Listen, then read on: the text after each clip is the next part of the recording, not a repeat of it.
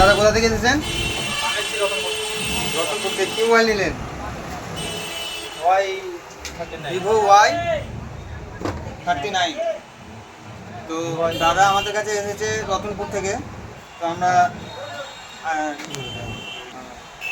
আমাদের এখন পুজোর অফার চলছে, তো দাদা কি পাচ্ছে দেখা যাক।